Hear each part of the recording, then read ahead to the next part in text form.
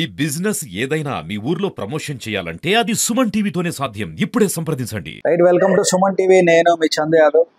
కూటమి ప్రభుత్వం వచ్చిన తర్వాత మత్తు పదార్థాలకు సంబంధించి ఎన్ని చర్యలు చేపడుతున్నా కూడా అక్రమ మార్గాల ద్వారా అది అందిన వారికి అందుతూనే ఉన్నాయి. ఆ విధంగా యువత అంతా కూడా మత్తులో జోగుతూ ఉంది.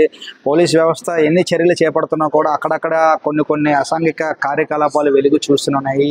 సో గత కొద్ది రోజుల క్రితం నరవలో గంజాయి మత్తు సేవించి కొంతమంది యువకులు పోట్లాడుకున్నారు. అది మరొక ముందే విశాఖ మాధవ్ ద్వారా కుంచుమామ పండగ జరుగుతూ ఉంటుంది. ఆ పండగ చూడటానికి వెళ్ళిన నాని అంటే లోహిత్ అంటారు అందరూ కూడా, ఆ వ్యక్తిని సుమారు ఒక 4-5 వచ్చి అతి కిరాతకంగా కత్తితో పొడిచి చంపేయడం జరిగింది.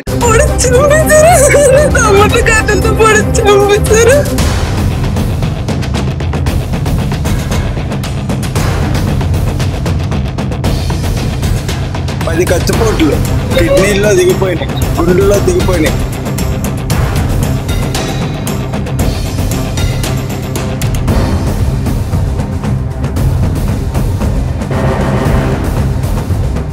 బంధువులు ఎవరైతే ఉన్నారో వారందరూ కూడా కేజ్ వద్ద రోధిస్తూ ఉన్నారు. చేతికి అందొచ్చిన తమ్ముడు ఈరోజు మా మధ్య లేకుండా పోయాడు, పండగ చూడటానికి వెళ్ళాడు, కానీ ఇంతలోనే ఇలా జరిగిందంటూ కూడా రోధిస్తూ ఉన్నారు. అసలు ఏం జరిగిందో నాని బంధువులు ఉన్నారు, ఎవరైతే రోహిత్ బంధువులు ఉన్నారో వారిని అడిగి మరిన్ని విషయాలు తెలుసుకునే ప్రయత్నం చేద్దాం.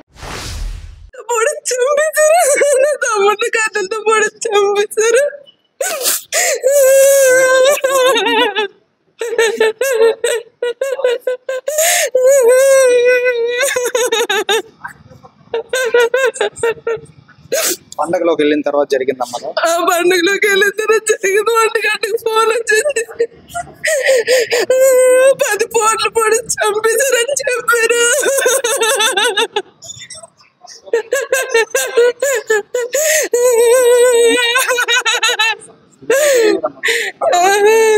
అదేం తెలియదండి. మా పిన్ని 1 గంటకు ఫోన్ చేసి చెప్పింది, ఇలా బాబుకి పొడిస్తారు రండి అనేసి.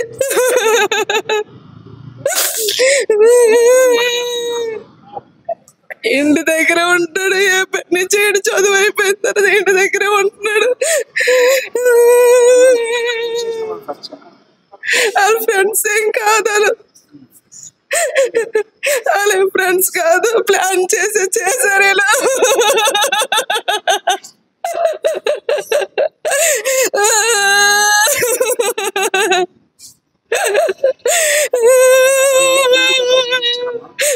కంప్లైంట్ ఇస్తారంట.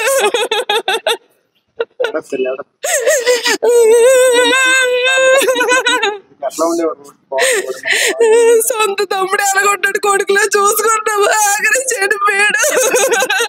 24 గంటల అక్క తిరగొకడే ఉంటాడు.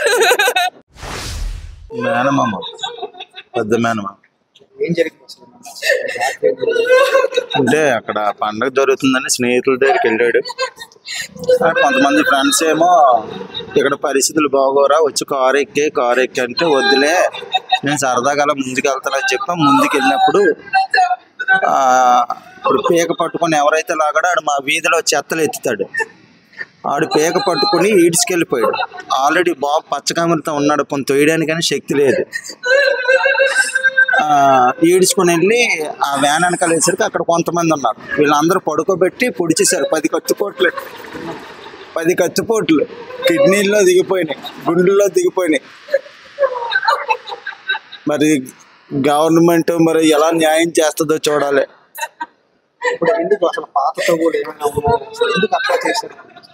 మరి ఆ సంగతి నాకు తెలియదు. ఇప్పుడు ఎవరైతే పీక పట్టుకుని ఈడ్చుకుని వెళ్ళడానికి అన్నం లేకపోతే ఈడే తీసుకెళ్ళి అన్నం అది పెట్టేవాడంట. భోజనాలు అక్కడ కుర్రోళ్ళందరూ చెప్తున్నాడు. ఈ నాయని కూడా ఎవరైనా తిరగబడతా తప్ప స్వతహాగా వెళ్ళి గొడవలు పెట్టడు. ఆ రకంగా గొడవలు వచ్చాయి. ఆడు పీక పట్టుకుని ఈడ్చుకెళ్ళిపోయాడు. ఆడికి ఎన్నోసార్లు తిండి లేకపోతే ఇప్పుడు చనిపోయినోడే తిండి పెట్టాడు. కనీసం వాడి విశ్వాసం లేకుండా కూడా అలా చేశాడు అని చెప్పి వాళ్ళ స్నేహితులందరూ చెప్తున్నారు. వీళ్ళు ఇప్పుడు ఎవరైతే చంపేశారో బ్యాక్ పట్టుకుని సీసీ ఫుటేజ్ వచ్చింది బయటకి, పట్టుకొని తీసుకెళ్ళిన తర్వాత పడుకోబెట్టి, కారు కాదు అది వ్యాన్ ఏదో ఉంది అక్కడ, ఆ వ్యాన్ దగ్గర పడుకోబెట్టి పొడిచేశారు. కిడ్నీల్లో దిగిపోయినాయి, గుండెలో దిగిపోయింది.